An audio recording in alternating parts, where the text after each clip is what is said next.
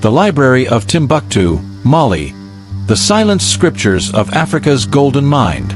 Mum, did Africa ever have books like the big libraries in Europe? The little boy's voice was soft but sharp, like a question dipped in sorrow. His mother looked out through the cracked wooden window of their modest Malian home, her eyes tracing the dusty horizon where the sun kissed the sands of history. Her answer, though gentle, carried centuries of truth. Not just books, my son. We had universes in ink. Thus begins the story of the Library of Timbuktu, a tale so extraordinary, so soaked in forgotten brilliance, that it could reshape how the world sees Africa, not as a continent waiting to be civilized, but as a civilization that once lit the intellectual skies of humanity.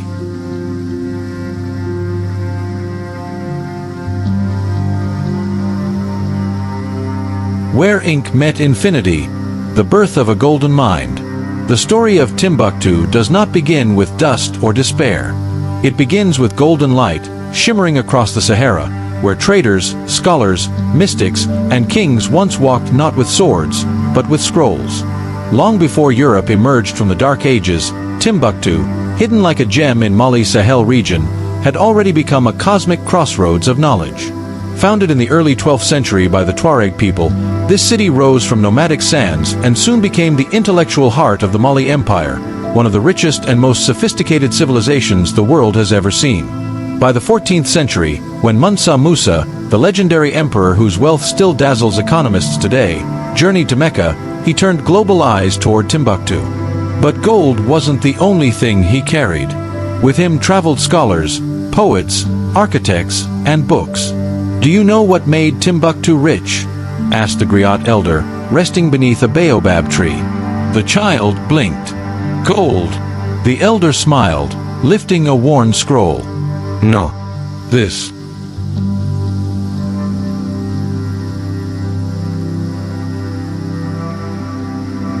A city that breathed knowledge. Timbuktu, by the 15th century, was not merely a trading post. It was a cathedral of wisdom, pulsing with thousands of manuscripts. Its streets echoed with debates on astronomy, medicine, law, poetry, and philosophy. Most of them written in Arabic, Songhai, Pearl, and other local African languages. The Sankore University, alongside the libraries of Jingareber and Sidi Yehya, became pillars of education, long before Oxford or Harvard found their footing. Thousands of scholars from across North Africa flocked to study under African intellectuals whose names were once celebrated across continents but now lie buried under the rubble of colonization. These were not just religious texts. They were treatises on algebra, lunar cycles, botany, ethics, climate, and diplomacy. Some even included anatomical drawings, commentary on the rotation of the Earth, and instructions for treating diseases centuries before similar texts emerged in Europe. "They say Africa had no written history," whispered a woman in the library's shadows. "Then what are these?" asked her daughter, lifting a manuscript inscribed in gold leaf. "Our voices," the mother replied, "preserved in silence."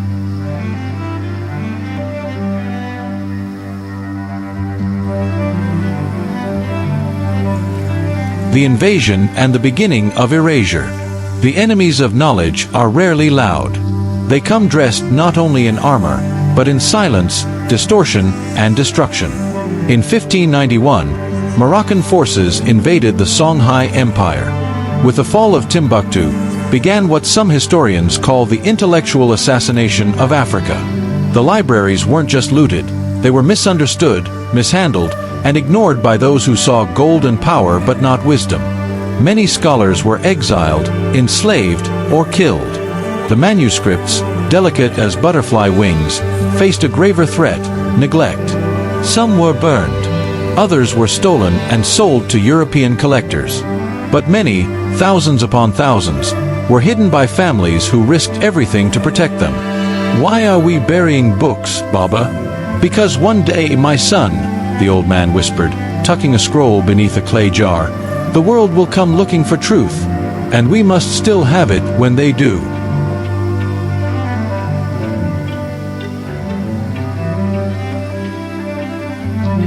The silent saviors, families who preserved the past. For over 400 years, Ordinary Malian families became the unexpected guardians of Africa's intellectual soul. They wrapped manuscripts in goat skin, placed them in chests, and hid them in basements, deserts, and walls. In some homes, children grew up knowing they were not only heirs to land, but to libraries. These families understood something that colonizers could not. These books were alive. They held the fingerprints, thoughts, and prayers of ancestors. They weren't merely ink on paper. They were conversations across centuries. Even when French colonialists arrived in the late 1800s, they found a city seemingly asleep. But beneath the silence, the manuscripts waited, hidden, dusty, breathing. Our fathers told us, protect the knowledge. One day, it will protect you. The old woman's eyes shimmered as she unlocked an iron chest. Inside lay scrolls older than Shakespeare, older than Galileo. This is our gold, she whispered, and our revenge.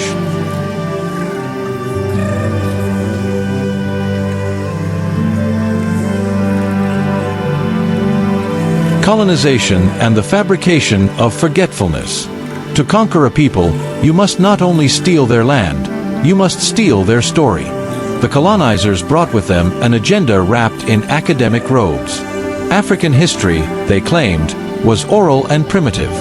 Africa had no written record, the textbooks declared. No libraries, no science, no philosophy. But how do you claim someone has no history while their libraries sleep beneath their feet? In European museums, Timbuktu's manuscripts sat unlabeled or dismissed as religious relics, their deeper contents ignored.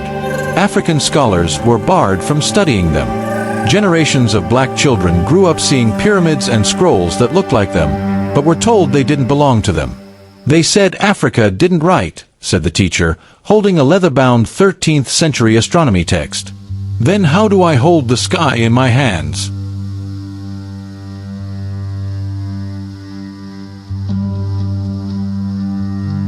The Renaissance in the dust.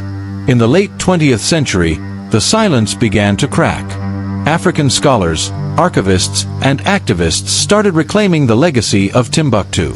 People like Dr. Abdul Qadir Haidara, a Malian librarian, risked his life to recover and preserve thousands of manuscripts scattered across the region.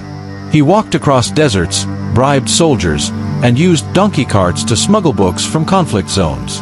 His mission was clear: if the world won't protect our wisdom, we will. With the help of modern technology, thousands of manuscripts are now being digitized. Yet, challenges remain: climate, funding, political instability. But the spirit of Timbuktu persists. You can burn a book, said Dr. Haidara, but you cannot burn the truth it holds.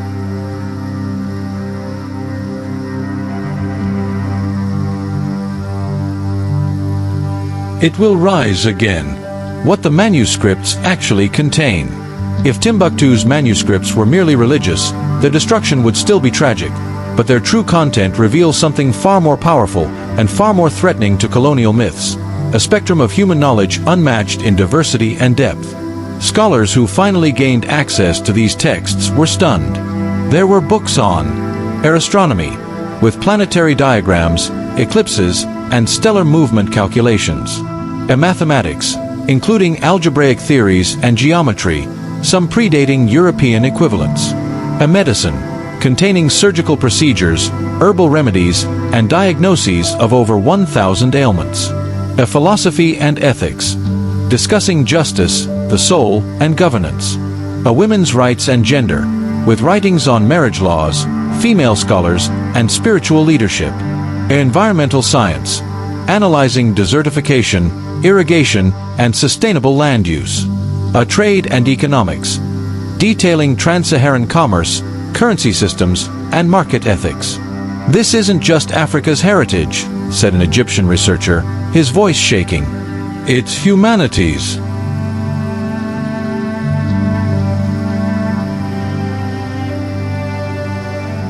The global lie versus African light. To keep Africa in chains, it wasn't enough to colonize its land. Its mind had to be erased. That's why Timbuktu was hidden, not by Africans, but by a global narrative designed to promote Western superiority. History books were rewritten. African wisdom was recast as myth. Black excellence was painted over in European skin tones. But truth, like the desert sun, always rises.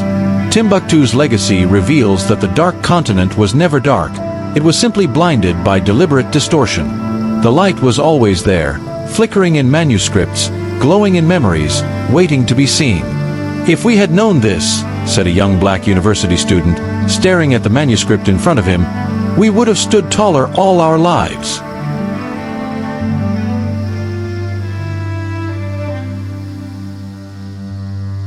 Why Timbuktu matters today.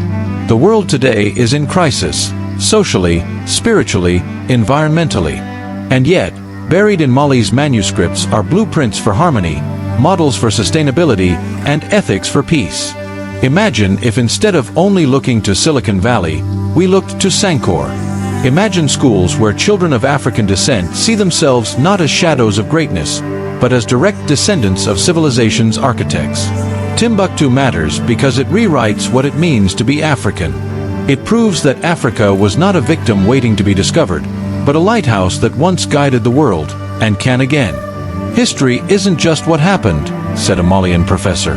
"It's what we choose to remember."